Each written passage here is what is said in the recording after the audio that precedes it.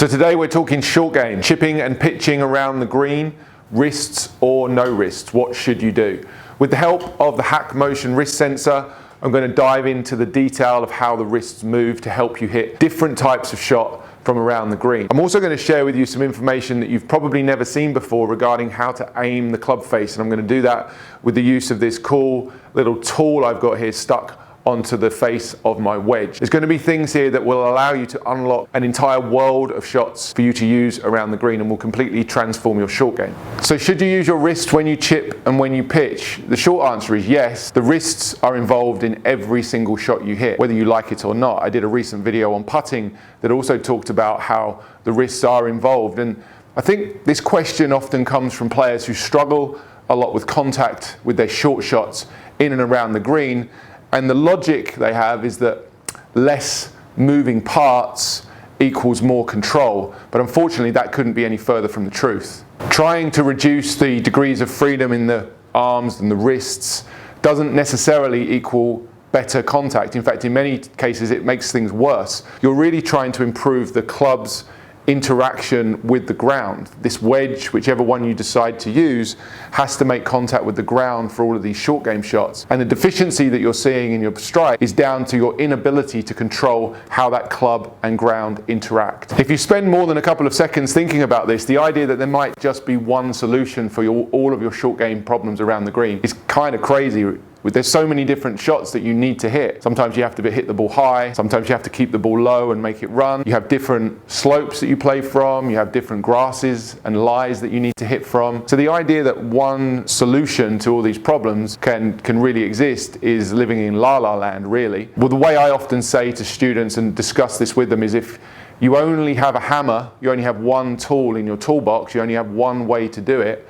If you only have a hammer, all you ever see is a nail. And that really means that you're so limited in your shot choice around the green that there are going to be certain situations, and in many cases quite a lot of situations, that your one stock solution just doesn't cut it. So let's discuss some of the common issues I see with people playing these shots in and around the green. Those who have limited shot options and who struggle with making good contact. I'm going to discuss some setup pieces, and then with the use of the HACKMOTION wrist sensor, I'm going to show you how to hit two very different types of shot around the green that could provide solutions in different circumstances. Some things that are really going to help you are going to be, first of all, understanding the grip. The grip is where so many players get it wrong with short game before they even start. Well, I actually teach a slightly different grip for short game. What do I mean by that? Well, I will have the left hand and the right hand both turned more to the left.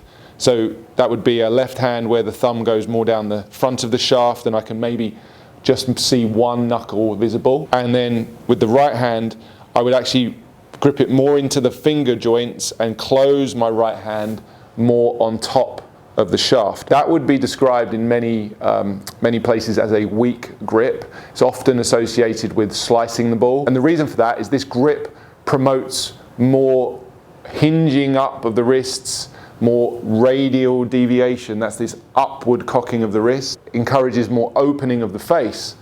So open club faces, which aren't particularly desirable for long game when you're trying to hit long drives and draw the golf ball, they're very desirable.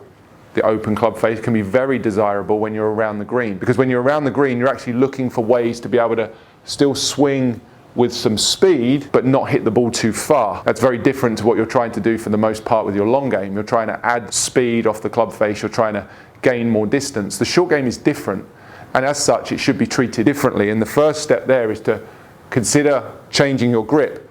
The biggest errors for grip, if you're a golfer who plays with a turned grip to the right, it's more of a strong grip where you might see 3-4 knuckles on the left hand, and the right hand is turned underneath. You might do that in your long game because you find it helps you to close the club face. And I would agree, it does.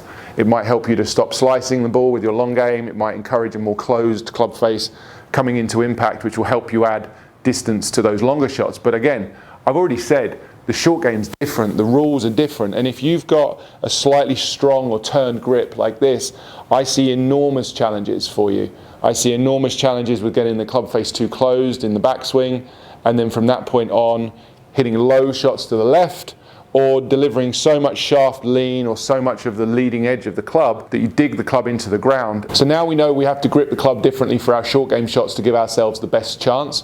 The next thing is to understand how to aim this club face, and that's another common error that I see with golfers, not understanding how to aim the loft of this club. It's very, very common to see the club face turned, particularly in a closed fashion, which someone may have become comfortable doing with their longer game to help them hit straighter shots. You start closing the club face on your wedge or your sand wedge and you're going to see a whole host of problems. So here I have the metal rod stuck to the club face of my lob wedge, and I want you to notice that without actually turning or twisting the club face, just by lowering the handle or lowering the shaft, it points the loft to the left of the target. Raise the handle back up, it goes back to being square. If I take the handle up or raise the handle past that point, you can see how the club face points to the right. So lower the handle, loft points to the left. Raise the handle, the loft points to the right. And then I want you to see the effect of twisting the club face. So turning the club face to the left, obviously pointing the rod to the left of the target. And then opening this lob wedge to the right. What I want you to see is, although the rod does point to the right, it doesn't point that far off to the right, and that's something that's often misunderstood. And when we stand closer to the ball and raise the shaft, you see how the loft points to the right. I actually have to twist or look like the club face is closed in order to aim the wedge at the target. Standing closer to the ball, but the face looks closed, it isn't, it's pointing right down the target line. And when you want to hit a higher shot, you can open the club face by rotating the face to that position where it looks like it's pointing a long way to the right. But you can negate that by lowering the shaft. So you start to lower the handle. So I've now got a club face which in the right hand side looks to be pointing a long way to the right of the white stick.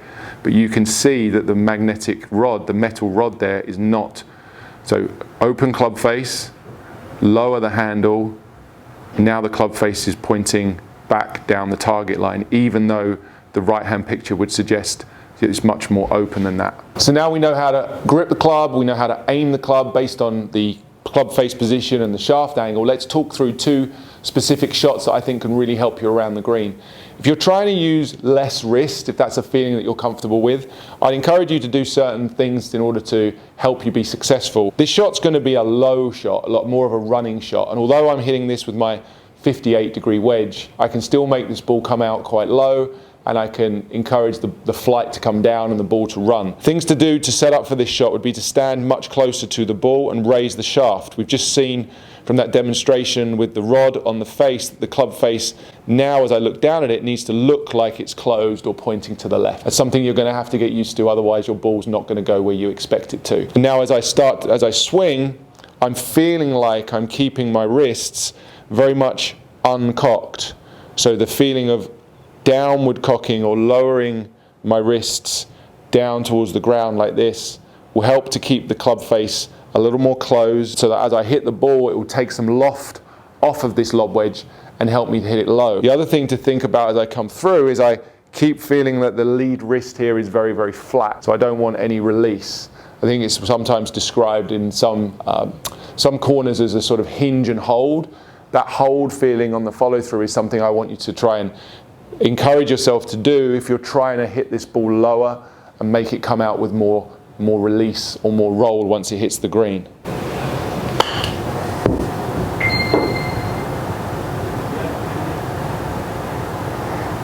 So that was a pretty nice shot, low running shot once it hit the green. Very useful when you've got some green to play with and work with. Let's take a look at the wrist data for that shot now. So let's take a look at that low shot and the wrist data for that shot.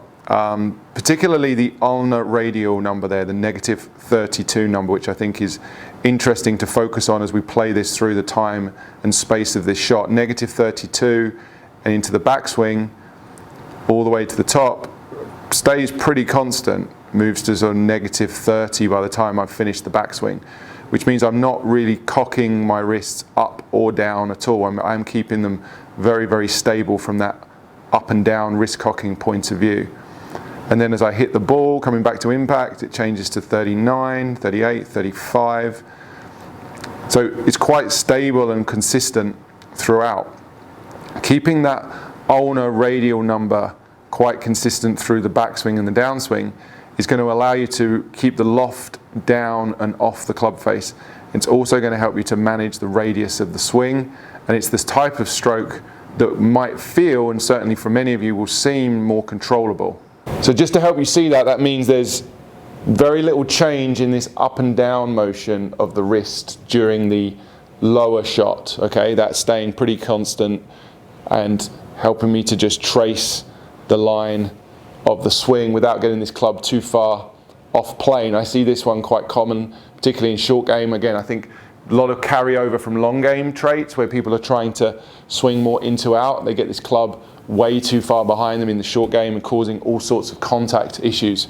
So to hit the low one, think low and think down with the wrists. Think down. You want to keep the ball down, keep your wrist down or unhinged. That would be the best piece of advice I could give you. And if we want to hit the ball a bit higher, maybe have a little bit more speed to our swing, which can be very helpful when we've got to get through some thicker grass. And one of the big concerns people have when they're close to the hole and they don't want the ball to fly too far, they get scared of swinging fast because they think the ball's going to go too fast. So the way that we can still swing and have some speed but the ball not go too far is to open the club face. We talked about that. Open the club face and have the handle just a little bit lower. This means I'm going to stand slightly further away from the ball for my higher shot. And then when it comes to the wrists, I really want you to think about hitting up as hinging up.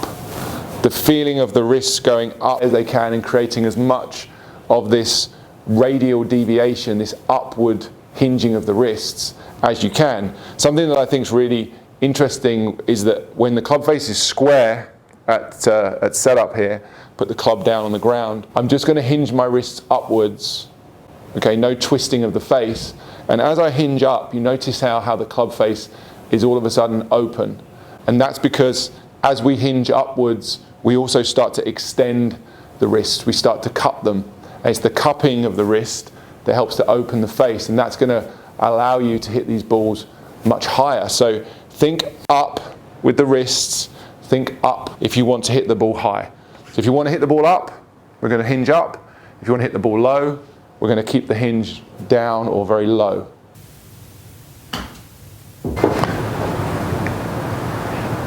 That ball flew much higher, stopped much quicker. Very useful shot if you're trying to go over an obstacle. Let's take a quick look at the wrist data for that shot. So we take a look at that shot, and the big difference, again, looking at the blue there, the ulnar radial number, 25 degrees negative, 26, 27 to start with, which is pretty similar to actually where I was with the low shot, but an enormous difference now in this backswing as I take this from ulnar deviation into the radial or the wrist cock. The top of the backswing there, we've got 9, 10 degrees of radial deviation. And that's also helping to extend my wrist and open the club face. That's an enormous difference. We were 45 degrees difference between the amount of ulnar radial deviation. That is an absolute ton. Those two shots couldn't be more different. As I come down towards the ball, as I hit the ball, you'll see a lot more extension and cupping in that wrist coming through. And again, lots and lots of adding of loft as I hit the shot. So plenty of wrist motion in that shot for sure. So a huge difference in the two shots. Enormous from backswing with the low shot with very little change in the ulnar radial or the up and down to the high shot where there was a huge difference, 45-degree difference in how much I'd hinged this wrist upwards. And as I did so, I was extending the lead wrist, beginning to add loft. And I mirror that on the front side as well. So wrist up on the backswing, up on the follow through if you want to hit the ball up in the air. So there are some of my thoughts on short game shots around the green and how the wrists are involved. Remember, they are involved. Trying to eliminate them completely is neither realistic nor helpful. The wrist can be a very useful addition to some of these shots around the green. But do go ahead and tell me in the comments if you're a wrist or no wrist type of player. Do you have a preference? Do you have more success with one shot or the other? I'd also be interested to hear if you've ever seen that demonstration before with the club face and the stick, how to align your club face, and maybe you can use that idea next time you go out and play. The detail I shared today might be quite deep for some of you. I hope you enjoyed it. The tiny movements of the wrist are very difficult sometimes to pick up on the camera by itself, and the HACKMOTION wrist sensor does allow you to dive into your game and into the wrist motion in more detail. If you're interested in picking one up, friends at HACKMOTION have given us free shipping worldwide if you use the code GRIDLIFE at checkout. If you do want to go and check that out, I'll put the link to the HACKMOTION website in the description below. Historically, these sort of short game videos don't get the interest that I would have expected them to. I think people's desire to improve their long game far outweighs their desire to improve their short game. But if you thought today's video was interesting and you learned something, I'd really appreciate you hitting that like button. It takes a lot of work goes into these videos, and I really wanted to share something with you today that you'd probably never heard before. If you did learn something today, you might also want to consider sharing this video. I think there's some information in here that can help an enormous number of golfers who may not otherwise see it. If you wish to subscribe to the channel, go ahead and hit that subscribe button. We're getting close to 25,000 subscribers, and it's really great to have you part of the journey. And if you are still watching the video at this stage, I'm going to believe that you are interested in improving your short game. So go and watch this video next, which talks about the 3 most common chipping mistakes that I see outside on the golf course.